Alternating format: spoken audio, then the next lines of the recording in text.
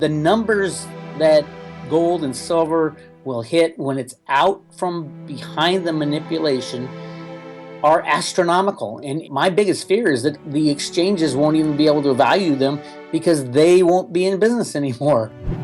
Sean. Bix Weir, how are you, sir?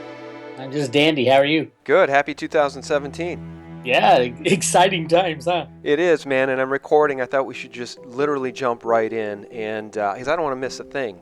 So often we have these sort of "how are you" calls, and then good stuff just ends up on the cutting room floor. So we'll just get rolling here, guys. Bix Weir from Road to Root is back on the line to help ring in 2017, and Bix, your meme, the meme that we've been following for so long, which really you've introduced to all of us, is this good guys meme, and now we have Donald Trump about to enter the White House, as opposed to the Wicked Witch of the New World Order, and I think it helps support your meme to some degree.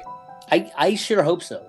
From my take is there's a portion of these good guys that I've been talking about for so long that want to get Trump in the position to make the transition a little smoother out of the old system and into the new one. I don't know if I believe in it. I don't know if I don't know if it'll work. I do think Trump is a good guy, but if you look at the people he's putting in these spots of on his cabinet and things like that, the two guys that scare me the most are Mnuchin, the Treasury Secretary, who's the computer programming expert at Goldman Sachs. All my work is all about computer market rigging. I don't want to see him there. And also Vincent Viola, who is the guy from Virtu Financial that is a computer rigging expert who used to started the company EWT LLC that I've been talking about for 10 years.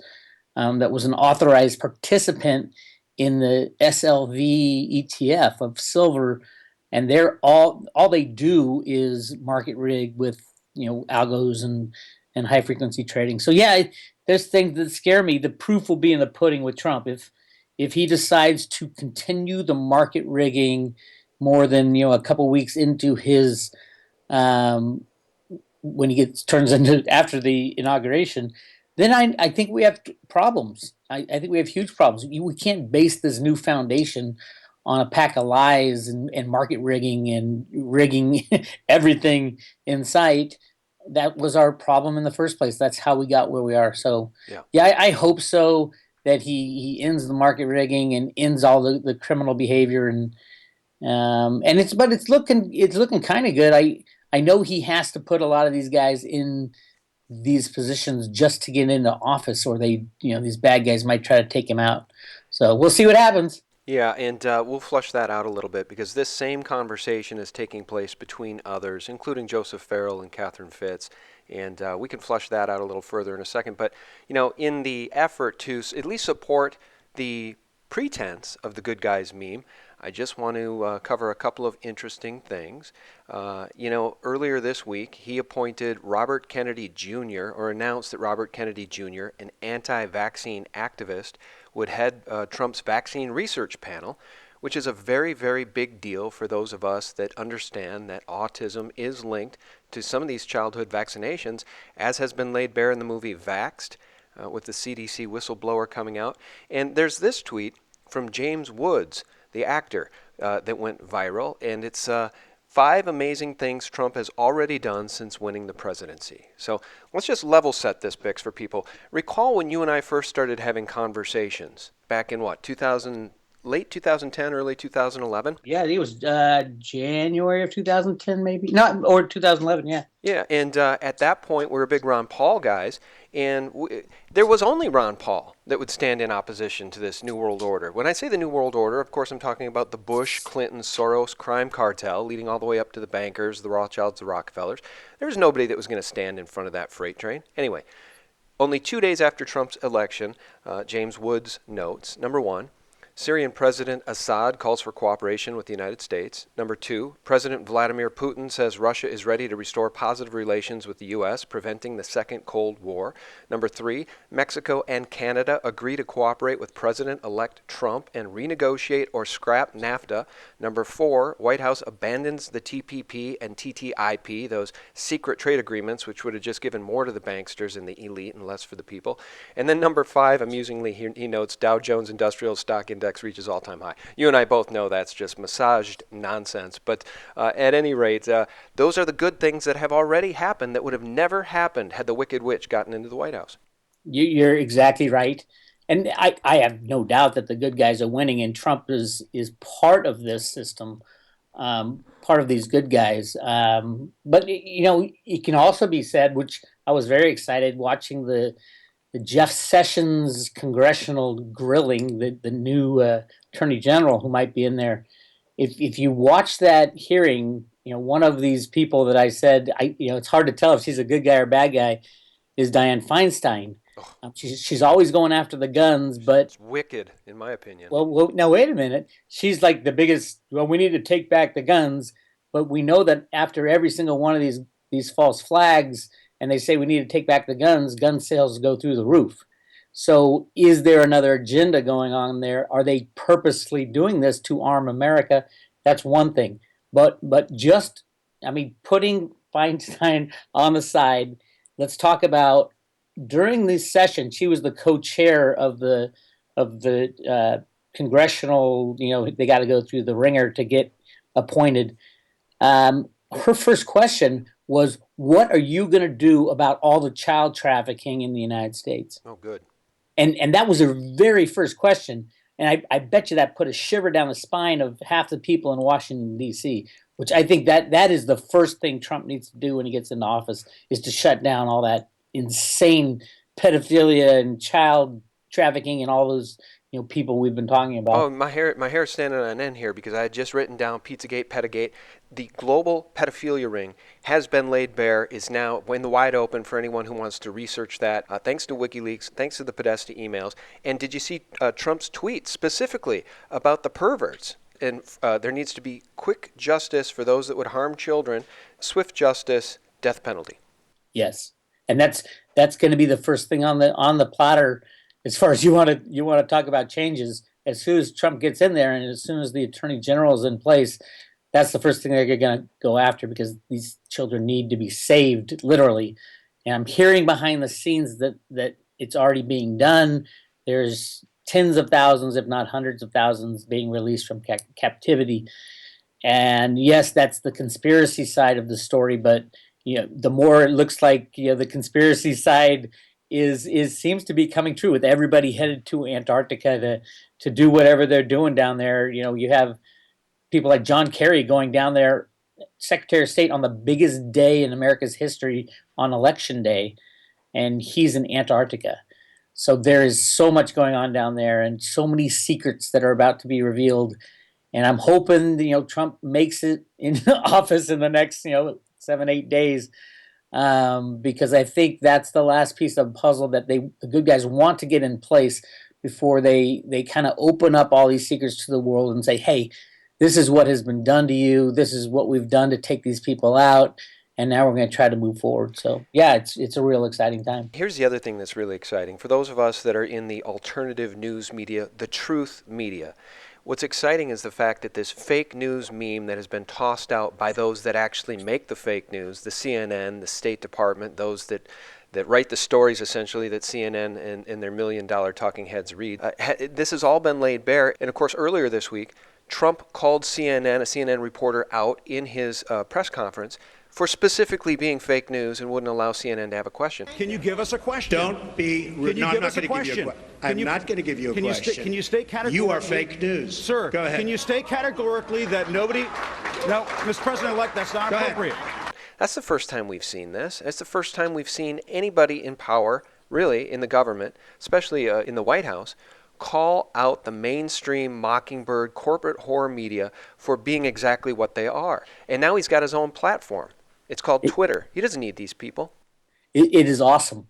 And the fake news meme was thrown out there to deflect the Pizzagate stuff. That's when they started saying fake news, and That's right. and they thought this was the meme that they could use to destroy the alt media, and it's flipped on them. And Trump is part of that. And I saw the news conference where he shut him down, and CNN is just, I mean, the really interesting thing to me right now and bizarre thing is that you got the neocons who want war with Russia joining up with the liberal left CNN type people who want war with Russia too. I mean, the bad guys are on both sides of the aisle, and and their henchmen are trying to create some kind of World War III with Russia, and it's just not working. It's very bizarre to see this stuff. John McCain, sitting there on a podium preaching the same thing that the liberal left is preaching about Russia. So yeah, this whole thing is collapsing, and from what I hear behind the scenes, it's already a done deal. The good guys have won. There's just a few things left to do. They're waiting for the Trump people to get in office, and then it will be kind of exposed, at least partially exposed to humanity, what really happened. Yeah, I want to say this too, as it pertains to this good guy meme. There's factions at war here, and clearly, compared to Hillary Clinton and the Bush family, I mean, if Jeb Bush had gotten in, it would just be more of the same that we had been seeing. And we have two factions at war here.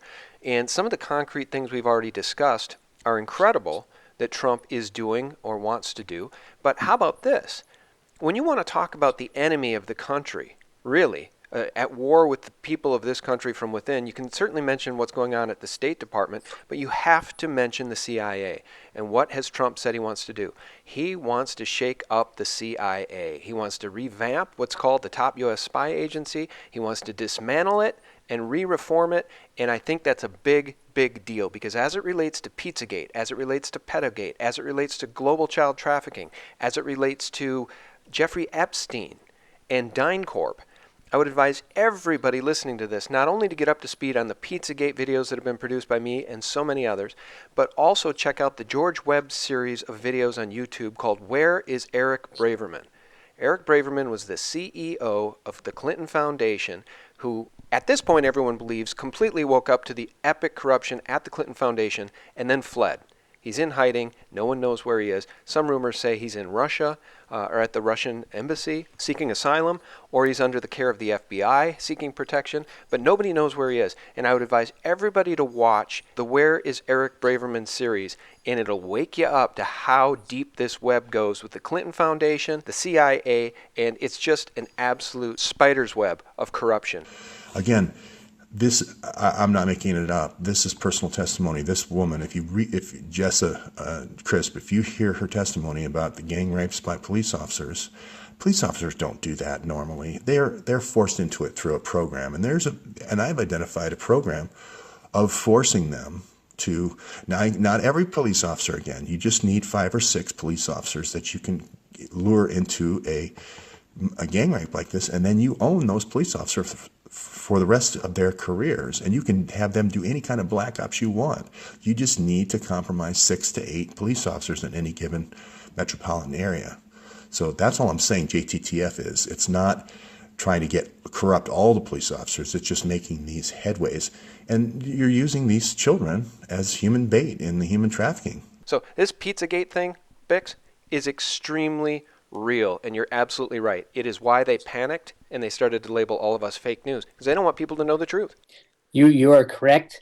I right at the beginning I just dug into that, and it's such a hard topic to research because the facts are so obvious, and there's so many people out there who have been fighting this fight for so long. I feel like an idiot because I wasn't on board earlier about the vast scope of it and the people who are involved. It goes to the highest levels of government, and it's so sad. And then once your eyes are open to it, it's so easy to see. But you're going to see a lot of this with the kicking out of these bad guys who have controlled us for so long.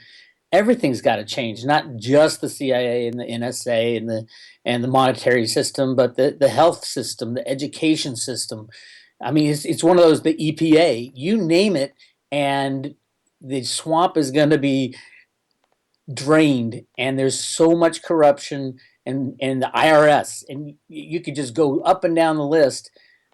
I can't believe how much the Trump administration is going to have to deal with. It could easily all come crumbling down with the collapse of the financial system, and then it's all about putting it back together, which Trump's really good at, reorganizing from bankruptcy. I mean, yes, I know a lot of people don't like Trump, especially in California, where I sit right in the middle of. But a lot of it is complete, mind games that they're playing with us. And Trump was the only guy who could do it, who could get to that position. Look what happened to Ron Paul when he ran up against this. They were calling Ron Paul a racist, for Christ's sake. There was nobody else who could have gone through this gauntlet and come out the other end, leading our country. So God bless him for, he's an old guy, he's rich, and he could have just, ran off into the sunset and not done a thing about it, but he does care about America. He does know what's going on behind the scenes. And the people who talked him into running are those good guys that I've been talking about for so long, that are intent on taking out these evil people who have run our lives for so long. So yes, I am very excited about it. I do think in the end will come soon. I think the crashing of the system will come very fast, because a lot of it can't be fixed until you crash it. So we'll see what happens. I just want everybody to know that there's probably going to be a lot of chaos for various reasons. People will be mad that Trump gets in office. There's talk of all these, riots, and they call it the new purge, just ridiculous stuff from the left. And I would say, give the guy a chance and let the real news and the real truth come out, and then you'll see why this had to be done. Yeah, and let me just say a couple things here. I think it's important that people understand that we've got so many systemic problems in the United States that there isn't one person that can fix all of that. And I did an interview with Andy Hoffman, and I struggled with the title because I wanted it to say something like, even if Trump could perform miracles, he can't save the dollar. The titles get too long, so I just named it Trump Can't Save the Dollar, which is absolutely true. There is no panacea here. And frankly, if you want to get into spiritual terms, obviously I'm willing to take the leap and hope that things improve for us. Renegotiate NAFTA, get rid of TPP, TTIP, embrace the sovereignty of our nation so that we can continue to be a nation, avoid globalization, all of that stuff, of course. But at the end of the day, I still believe that there is a spiritual war going on here, and ultimately the one that these pedophiles worship, let's just put it that way, will probably succeed in getting his one world government. Somehow. I think it's naive to think Trump is going to save us from that. But anyway, we've cited many of the good things. I want to ask you this, as it relates to pedophilia and just truth in general. Did you happen to see Putin's Christmas speech in which he said this, and I'll quote, "The excesses and exaggerations of political correctness in these countries," meaning the Western countries led by the United States and the EU, "indeed leads to serious consideration for the legitimization of parties that promote the propaganda of pedophilia." End quote. That was in his Christmas speech, and he said some other very amazing things as well. And it just strikes me that Putin also stands in opposition to this maniacal group of essentially Satanists that are involved in child sex trafficking and pedophilia. And I think it's great news to hear Putin address it and Trump tweet about it. And Dianne Feinstein. Yeah, it's a sea one change. of your favorites. It's a sea change, man. I got to tell you, because if you go after the pedophilia, if you go after those involved in pedophilia, if you go after the CIA, all Sessions would have to do is watch those George Webb series of videos, Where is Eric Braverman? And he's got the roadmap of who to go after. I mean, literally, that entire series names the companies, shows the documents. It's all Cy Hirsch research and Eva Bartlett, and it's these great journalists that have done the real reporting. And it's all right there. Yeah, they have the CIA and the FBI. They have more than what these great journalists have done. They have the emails and I mean, the NSA collects everyone's email. Yeah. The whole Clinton email scandal was ridiculous from start to finish because the NSA had them all already. So they have all the dirt on these people.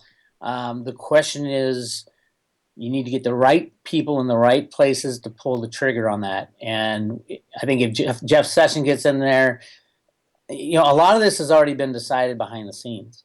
what they're going to do, how they're going to do it. I do think they're already starting to purge the pedophile, kind of the back office of the pedophile stuff. They're freeing children already.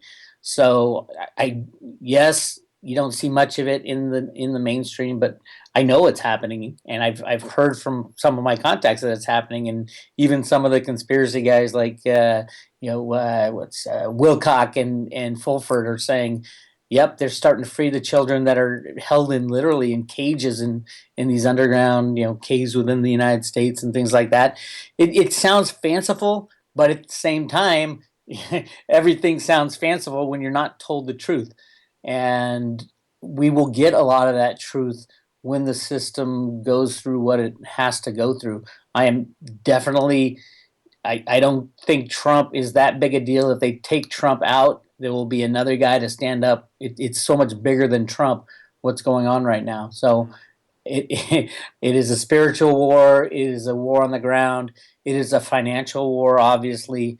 And the big reason why the money system has been allowed to go on so long is that the United States, the people and the leaders have always been told, oh, it would be way too deadly and chaotic if we end this unbacked fiat monetary system. And yes, it is true. It will be deadly and it will be chaotic, but it'll just get worse and worse as we've seen over the last 100 years. And the only reason it's grown this big and this crazy and we have become so dependent upon it is because everybody's afraid to press that red button, as Catherine Austin Fitts says, and end the game, because it has to end at some point. I do think we're ready to do that once Trump gets in office and the people he needs to be in the right place at the right time.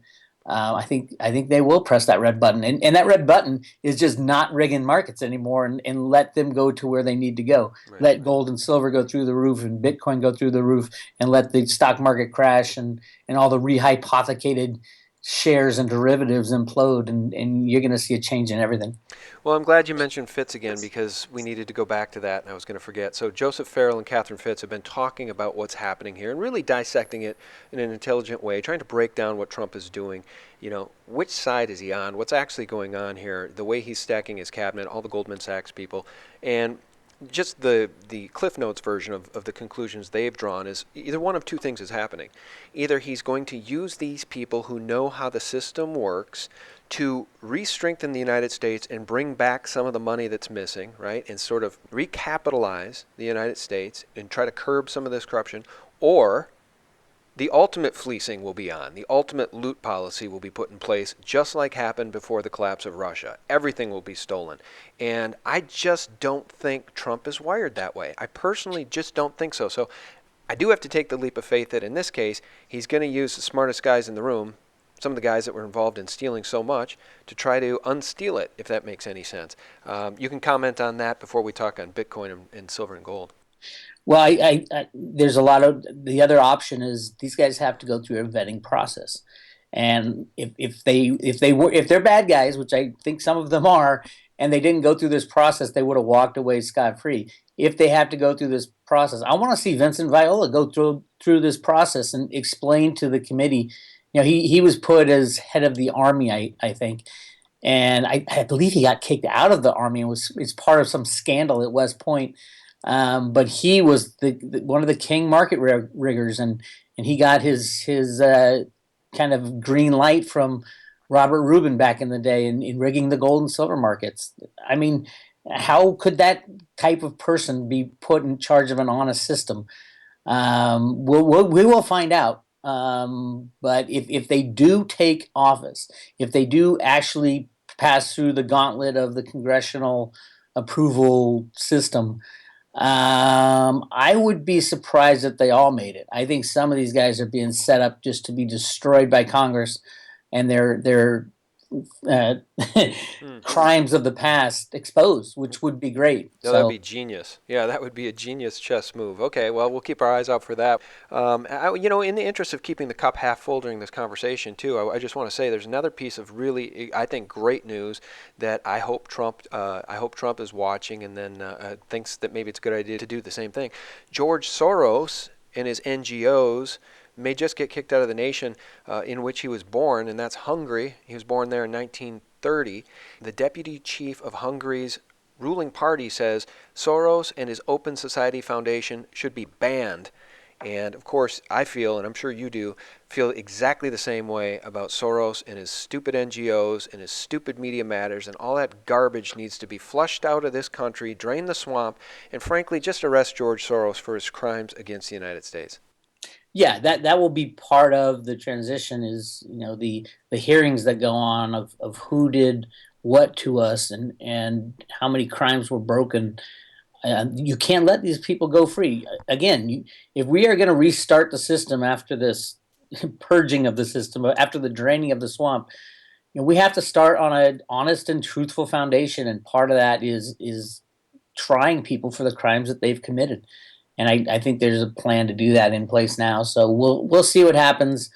My biggest fear is that Trump continues the market manipulation for the good of the country, and that won't lead to a good place. And I'm not in agreement that they're going to get their one world government type of situation. I think there will be, and there should be, a one world currency in that. In either gold, silver, or more likely Bitcoin. But I don't think that a one world currency necessarily equates to a one world government.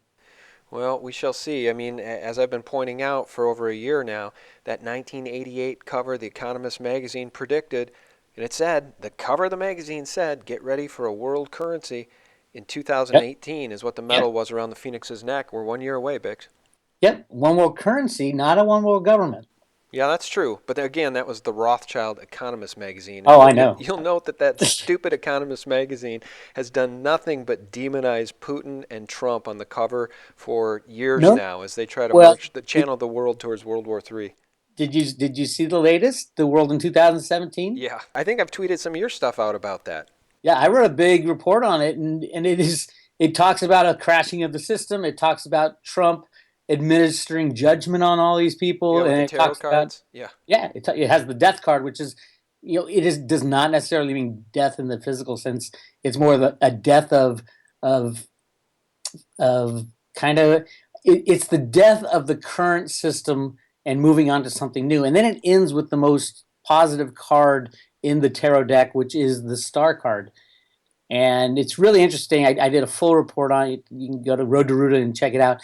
But it's, the cover of The Economist, either they're running for the hills because, yes, they're owned by the Rothschilds. And I think, some of these people are thinking, oh, my goodness, if these good guys take over, we might go down with the Rothschilds, because of their past covers have been all about the false flags and really foretelling. Either they knew what was going to go on beforehand, or they have some crystal ball in real life. So, this year it's very positive. Maybe in serving the interest of helping people understand the Rothschilds don't know everything before it happens, I think one of those cards changed. One of the early editions released to the internet had a card that has then since been revised. And I don't know, was it the Trump card?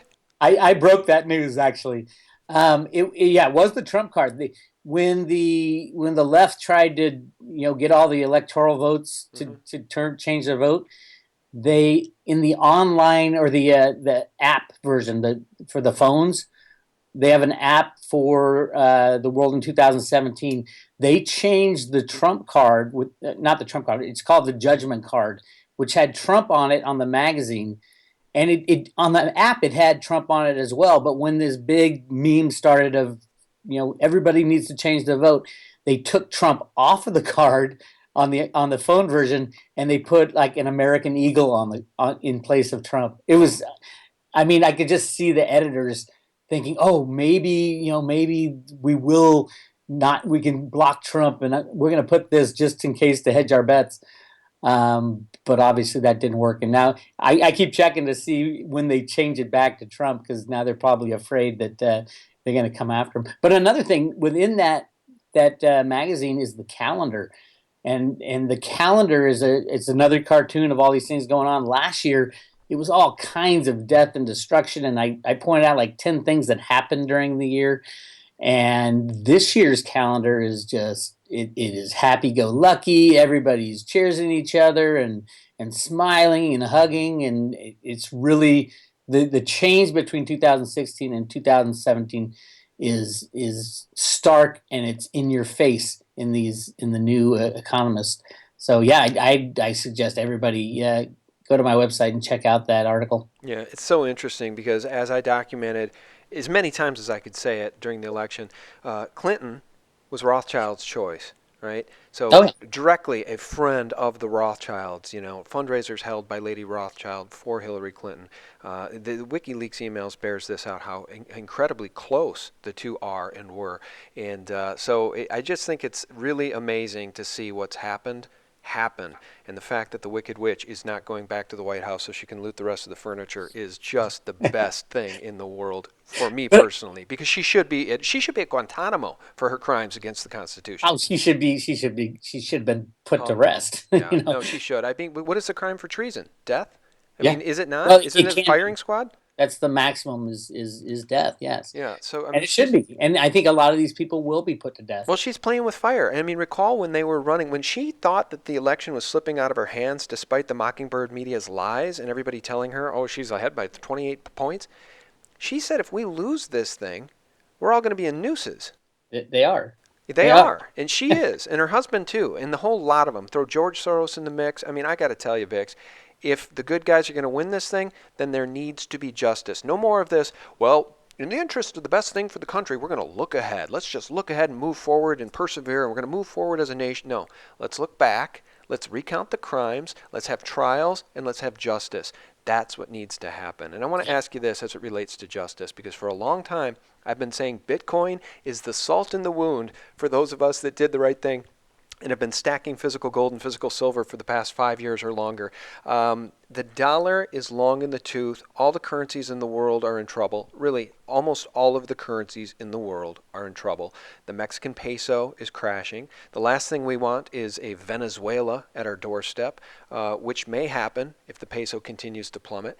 And here we've got silver mired around 17, gold floating around 1,200, and Bitcoin out of the gate this year, Bix, almost $1,200 a Bitcoin, maybe a little bit more than that at one point, and now it's back down below what, 800? I think it's just an incredible story, and I'm following Cliff High and the web bots closely on this because Cliff High said Bitcoin would explode. This is when Bitcoin was back at 400 or 500. Remember it went up to 1,000, went back down to 400, 250, 300, and then it went to 400, and Cliff High said Bitcoin would go well over $1,000, right up to 1,100, then it would pull back to 888, right around there, before spiking much, much higher again.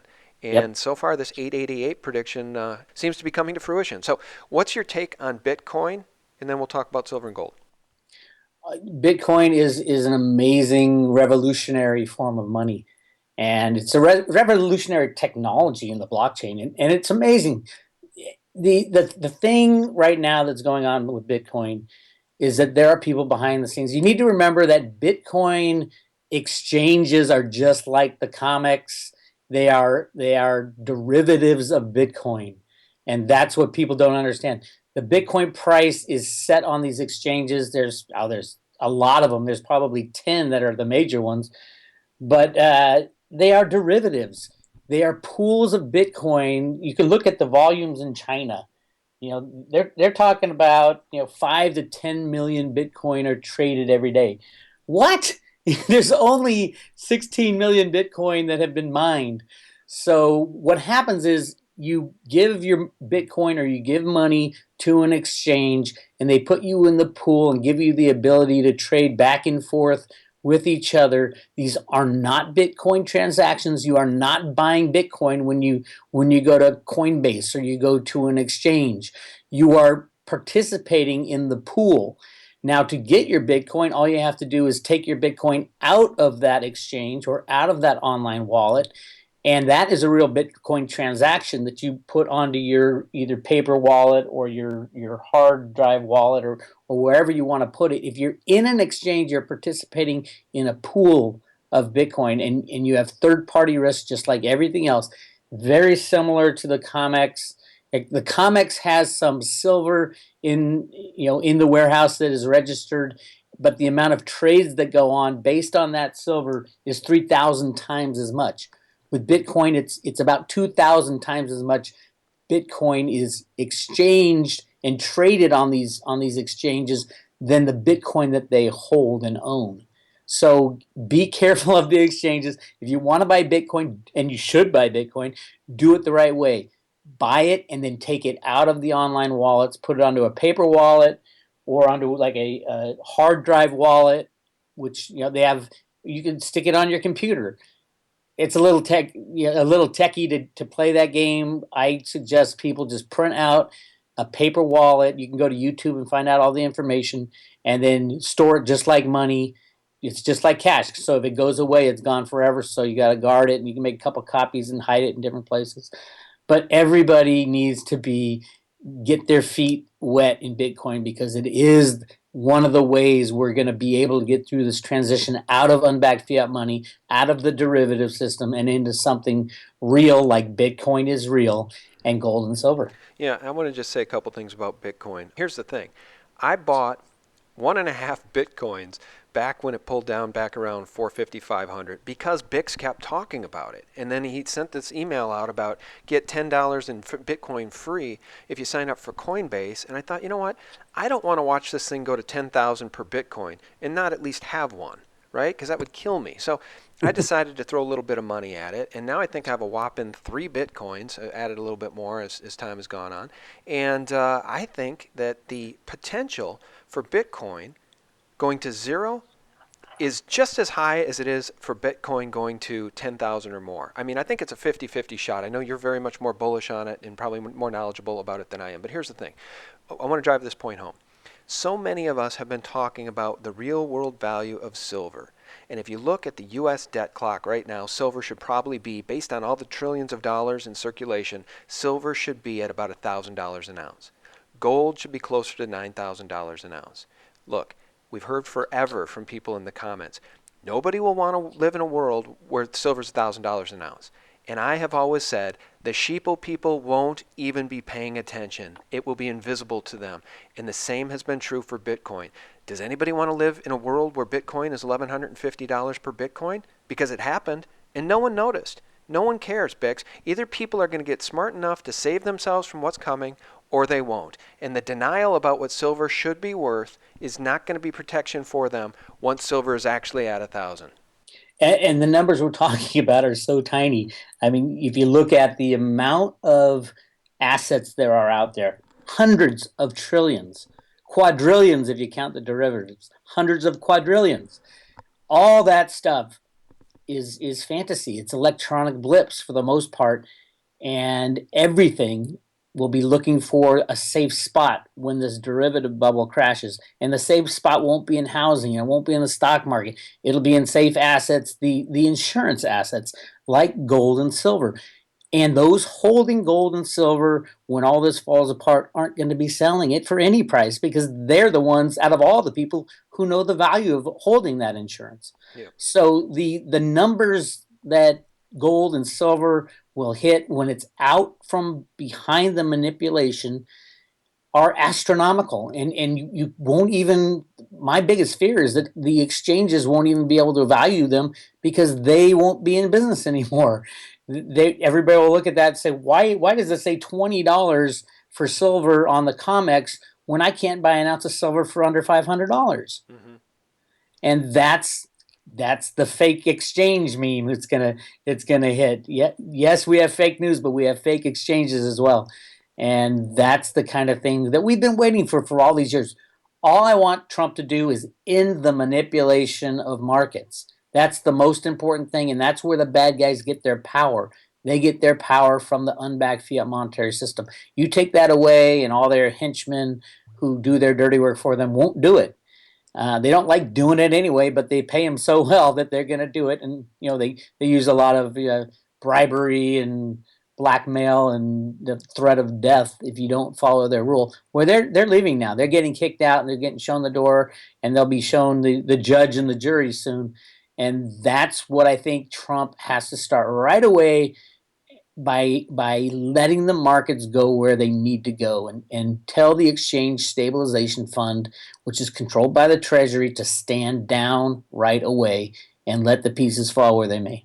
All right, well, it's going to be painful if and when that happens, but it's pain that has to be gone through, like childbirth, right? You have to go through the pain to get the reward, and the reward in this case would be a resetting of the system under some measure of justice and honesty. And I just want to say one last thing as it pertains to silver. People say you wouldn't want to live in a world where silver was $1,000 an ounce. That's probably true in terms of what would be happening socioeconomically. But for those that have physical silver or physical gold, or as Bix might advise, Bitcoin, you're going to have some measure, some strategy, some tangible asset to help you get through to what the next system is. Because again, I'll cite Venezuela. If you live in Venezuela right now, you're going through absolute hell. It's hell on earth as hyperinflation seizes up their entire way of life, their entire economy. The entire nation is at odds with itself. It's in chaos. But for those that have silver, I'm told, Bix, 1 ounce of silver right now in Venezuela will buy 5 or 6 months of food. And it may even be more than that because I'm quoting that from 2 months ago. And the point is this. The world may not be a fun place to live when hyperinflation hits, but for those that have tangible assets that have real world value, it's going to be a much more bearable world than those who do not. I agree. I've been hearing that about Venezuela as well. It's kind of hard to wrap your head around it, but I do know they're in pain and they're suffering, and your average person down there, you don't want to hold, what is it, the bolivar that they use as currency? It is the bolivar, and I just wanted to say one thing. It was 60 to 1 bolivars to dollars not that long ago before this chaos really, and it was less than that actually at one point, but 60 to 1 before the hyperinflation kicked in. Now, and this is news that's 2 weeks old, it's 600,000 bolivars to $1. So that's sort of where it comes in, how much food you'd get for the piece of silver. Yeah, I hear that you can't even buy food. You need to get allocated food by the government, which is horrible. Well, And people are giving up their children because their children are starving. So they're giving away children to those that can feed them. And then, well, you want to talk about child trafficking and everything else. It's very, very dire and very, very sad what's going on in Venezuela. I agree. And the saddest part is knowing that my country has been involved in that. We're the ones who are destroying the bolivar. They're doing their part too to print as much money as possible. But the United States has control over all currencies through the computer rigging programs, and we can destroy any country with a click of a mouse, any country's currency. So this whole and you go to India and Zimbabwe, you can go around the world. It is time. It is time to end this game and start helping the people and get back to something sensible, and hopefully when Trump gets in office, he's going to do just that. All right. Well, as I've said before, I believe that if we had benevolent dictators as opposed to the malevolent dictators that seem to run the world right now, the world could be in Eden. The technology is there. The resources are there. There's plenty for everyone. The other thing I'd like to see Trump do is throw off this Agenda 21, UN Agenda 2030 policies. We got to get rid of this stuff. We got to get rid of, I mean, California, you're out in California, Bix. You ought to hang the people that are running your state out there. Those people are absolute treacherous communists. Welcome to California. Yeah, I mean, but here's what I would say. A lot of that has to do with the anger towards the 0.001% that hold all the wealth of the world. And I think in California, I have hope for California. I know that the people I know, they're ready to get to work on anything that's put in front of them. And I think there will be a lot of work to do, especially if the monetary system collapses and we can't import everything that we consume. There'll be a ton of work to do in every sector of the nation. I think that's part of Trump's plan. He knows that when the system collapses, we're going to have to make our own food. We're going to have to make our own clothes and furniture, and there'll be no trading. There'll be no globalization. So I think don't discount Californians all that much. We're not all the same. And well, no, I know you're not. And actually, I know that you're not. I mean, if you take a look at the demographics during the election, it's a red state and a blue state. And frankly, the best way to fix California is to break it into several states. And I know there's been a move to do that. And I think that move needs to happen under Trump. People need to just rally. With that, you guys got to split California into at least 2 states, maybe as many as 6. Everything will change when the truth is told. A lot of this is just the mind games of the left leaders in California that they play on the people. And yeah, we're being indoctrinated. We're always being indoctrinated, and the people of California have bought into it, the left frenzy. But once they learn about their leftist leaders, people like, Hillary Clinton and John Podesta, they might wake up really quick to a harsh reality. All right. Well, I know our audience has woken up to this harsh reality, and we bring you real news. So if you want more of the real news, then please visit us at sgtreport.com, thephaser.com, and thelibertymill.com 24/7. We're there for you, and we appreciate it when you guys spread these articles, like these videos, and share them with others. And you can also check out Bix's site, Bix. Yeah, roadtoruta.com. I just want to say, Sean, the SGT report has come so far, so fast. I'm so proud of what you're doing because it has to be done. And that's the real news. The future is the things that you're doing and that we're all doing on the alt media side. So keep it up. Thanks, Bix. I really appreciate that. And my thanks to two of my contributors, Peter and Matt, who day in, day out, along with me, help populate SGT Report with the real news from the trusted alt media sites that are out there that are providing real news, most of which were on that proper not list that Washington Post reprinted as quote-unquote fake news. They did us a service. Anybody who wants to know where the real news is, go look at that proper not list. Our guest has been Bix Weir from roadtoruta.com. Bix, thanks, man. Thank you, Sean. All right, and guys, thank you so much for listening. I hope you have a wonderful weekend ahead. Batten down the hatches, buy some gold, buy some silver, get it in physical form, and maybe dabble a little bit in Bitcoin. Maybe you won't be sorry. We'll find out. Guys, have a wonderful weekend. God bless. I'm reserving judgment I hear you. on Trump the president versus Trump the candidate until I see what he does. And again, a lot of the things that he's going to have to do are simply to just maintain order and be a good diplomat, because the pain is going to be felt during his administration no matter what he does.